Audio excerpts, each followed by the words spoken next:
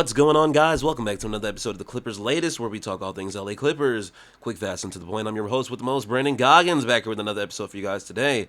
This episode, of course, is brought to you by Kalshi, so big shout out to them for always sponsoring our videos here on Clippers Latest. Make sure you download the Kalshi app today. Use promo code FanArchBasketball to get $10 when you trade your first 10. Y'all think I could be like a telemarketer or something? Hey, y'all peep how I switch it up. It's all about the inflection in your voice, man. I can start all my videos like that if I wanted to, but we like to have a little bit of flavor and whatnot. But I just wanted to let y'all know my capabilities. But anyways, hope that everybody is doing all right today. We got some more draft stuff to talk about. You know, the NBA Combine is ongoing. And conversations are being had. We have the draft coming up in, what day is the draft? What's actually today's date? We got a little over a month until then, but the combine is where we get to learn more about these NBA prospects, see them in a little bit of action, just get a glimpse of what they may be capable of. And I said that the draft is basically a ranking based on potential. The combine changes a lot of those things. So we're going to talk about some things in relation to that. But before we get into any of that, I would appreciate if you left a like down below and consider subscribing if you are new here.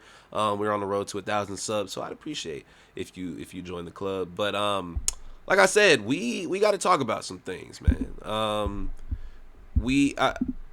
I've seen an article where someone ranked the four most likely or ideal prospects that would fit in for the Clippers, if we were to hold on to that fifth spot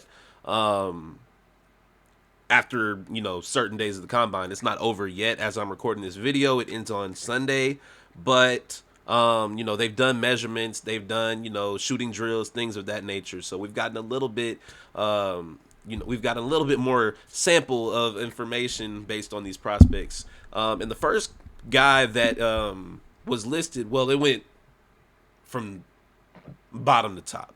So this guy was an honorable mention. You already see the names right there. But there is Acuff. After the measurements, workouts, medicals, interviews, some scrimmages, shooting drills, a lot of these guys are starting to be looked at differently by teams, and Darius Acuff is a name that I'm seeing quite a bit in the media realm. Now, the article specifically that I was reading actually had him, more of a guy that could fit in with the Clippers. But after the combine, it seemed to indicate that people, may be taking him a lot more seriously as a possibility for, being selected at 5. And I don't know, because offensively, sorry, I don't know if that was a Lynn or whatever, but the talent is obviously there. I mean, there's no debating that. There's no denying that. Man averaged 23.5 points, like 6.5 assists at Arkansas while shooting 48% from the field, 48% from three, or 44% from three, excuse me. Those are some crazy numbers for a high usage guard. And, it's not just his stats, it's his ability to, create his own shots. If he wants to get a step back three, if he wants to pull up from the mid range, if he wants to get downhill, throw up a little floater, run some pick and roll action, he's able to do anything. He's a 3-level scorer. And the article even pointed out that, he shot over 61% at the rim, which is ridiculous because the combine measurements that came back show him at 6'2". So shooting 61% at the rim for a 6'2" guard in the SEC at that, you got to give respect where it's due, man. Like, you know what I mean? He also had a 6'7" wingspan, and that definitely helped, ease some of the size concerns. But here's the problem. Defense. We've talked about it. The article was very blunt with it. They said that he dies on screens, he gets beat off the dribble, and doesn't play with consistent effort defensively. He is more of an offensive-minded guy, and, that's a big deal for a Clippers team that's built, its idea around, the ability to switch, to guard all 5 positions on the court for the most part, and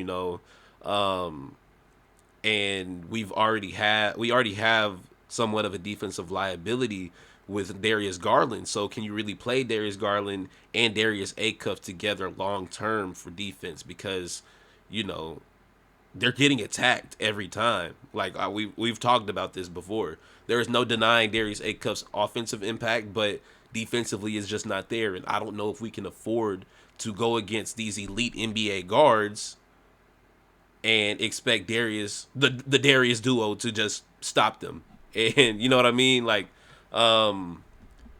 we have to pour in way more offense than we do defense. And I don't know if I want to rely on our offense all the time. Like, we need to have somebody that's going to be able to, you know, hold their own on defense. But I don't know. That was an interesting take, and yeah, I don't know. But like I said, this was a guard-heavy class, and we have another guard, one that we haven't really talked about on this channel, but I don't know why.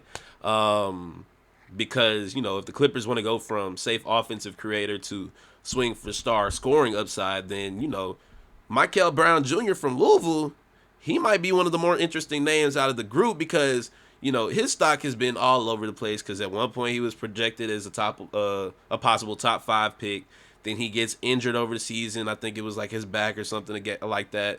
You know, then obviously with him missing, 14 games or something like that, his stock is going to move around and, you know, a lot of times go down because they're not seeing that, you know, night in, night out potential.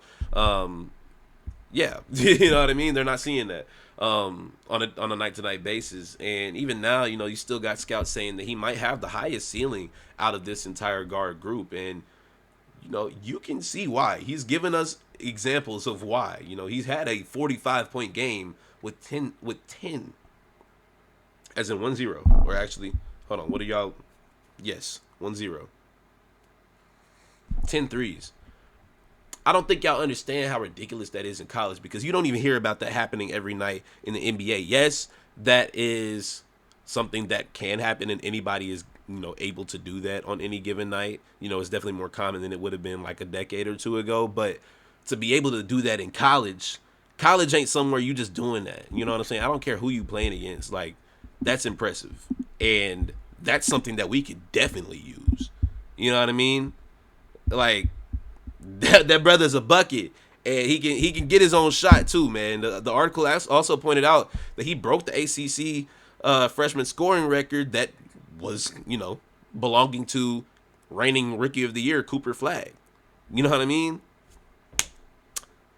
You can't just overlook some stuff like that. And then, you know, the combine, you know, his measurements came back 6'3.5" barefoot, 6'7", 6'7.5" wingspan. Sorry, didn't mean to say it.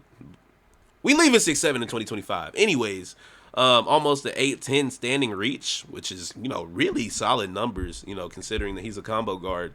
So now you're looking at somebody that can create own shots. He has confidence. He's able to create his own things. He has decent NBA guard size, and, you know, he has real star level flashes, but it's definitely a boomer bust type of pick because while the ceiling is crazy, the risk is too. I mean, you know, injuries in college are never just easy to go on. Like, what somebody played like pre-injury is going to be a totally different thing. Some people are able to come back, but some people aren't able to make that, you know, adjustment after sitting out for a year, and they really needed the rest of that year to be able to make that transition to the NBA. And, you know, we see that far too often where players who showed potential in college never get anything, they never get anywhere close to where they were expected to be. And I think that's why Mikel, you know, kind of raises some questions, you know, as far as injuries and consistency, because, you know, the fact that he's still less polished overall than some other guys, you know, makes him represent more of a swing for the fences type of option. So if Lawrence Frank believes that this team needs a future star, you know, more star power, more than a safe fit, that might be the guy that we need to go with Mikel Brown Jr. I mean, he is a bucket at the end of the day, but you just got to know that there is a risk in doing that. The playoffs are here, and it's the most electric time in basketball. And on Kalshi, you can trade every single playoff game, every series, conference finals, and even the NBA championship. But right now, the Spurs are trading at 65% to beat the Timberwolves in Game 6 in the series in Minnesota, meaning that a $100 trade pays out to $154 if San Antonio is able to conclude the series. The Timberwolves are sitting at 35%, and that means that a $100 trade on Minnesota, that would pay out to $286 if they force a Game 7. So ball's in your court, but as you guys know, as the playoffs heat up, those numbers are moving in real time, so you can buy in or out at any time. And on call sheet, you're trading against peers in a live market, meaning that there is no house, and as the probability changes, you can buy in and out of your position anytime. So for a limited time, you can download the call sheet app today and use promo code FANARCHBASKETBALL to get $10 when you make your first trade. Again, that is on KALSHI call sheet. Trade on anything. Now let's completely turn this conversation upside down, because I've mentioned how this is a very guard-heavy class, specifically lottery. But what if the Clippers didn't go the guard route at all? What if they decided, hey, let's fix our front court for the future through the draft? And that's where Aday from Michigan comes into this, because, listen, he's 7'3", 7'6" wingspan, insane standing reach, and elite rim protection tools. That's right there on the table. And what makes him even more interesting is that he's not a traditional big, that just stands under the rim. He also is able to pass the ball. He's able to play make. He has pretty decent touch. And, the possibility of floor spacing makes him all the more of a threat. And the fact that the offense could sometimes run through him ups his value a lot.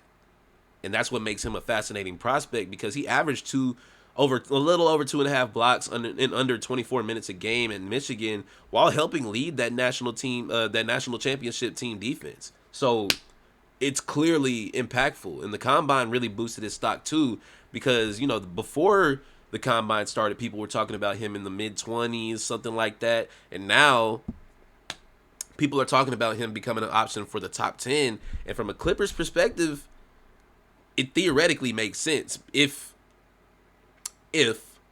Kawhi is still on the team, because you have Garland, you have Kawhi, and you got, Giannis still developing, but eventually, you're going to need a long-term answer in the front court, after Zoo. So now the question becomes, do you take a massive upside swing on a modern 7'3" big, that could come straight into the Clippers, organization, get straight to an impact in the league? Or do you worry about his or lack of mobility, because that is a big concern. We just experienced what it's like to have somebody that's 7'1", and, used to be known for their shot blocking ability, was able to stretch the floor, something that was very similar to what we're talking about now, but just on a very much older scale with Brook Lopez, who was 38,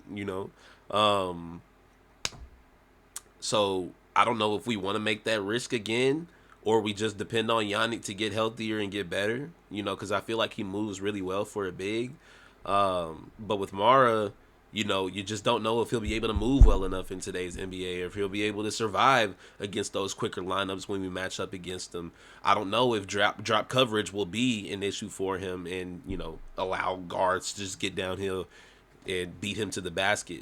That's why this pick would completely change the direction of this roster, because those questions are kind of unanswered right now. And that is an option that is definitely on the table if you want to take a big swing. But ultimately, people want to go with the safest pick. And that's where it brings us to who many consider to be the most Clippers ready out of the entire group, that being Keaton Waggler, who we've probably talked about the most here, because, like I said, I think it's the safest pick. Maybe not necessarily the highest ceiling or the flashiest out of the bunch, but probably the cleanest combination of fit, floor, and upside. Because you can see why the Clippers would keep on getting connected to him, because, he's 6'6". He's very versatile. He has high IQ, playmaking ability. He has on-ball value, and off-ball value. And he's able to, create his own shot with elite off the dribble shooting,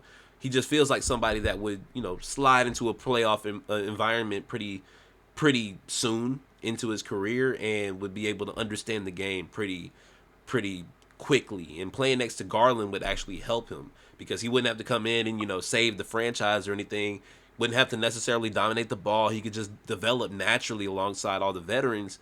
And the article pointed out how much he could learn from playing alongside guys like Garland, some guys that have been in the league for a minute, Chris Dunn, Derrick Jones, some of the vets that'll be there. And I feel like he'll have a great development environment.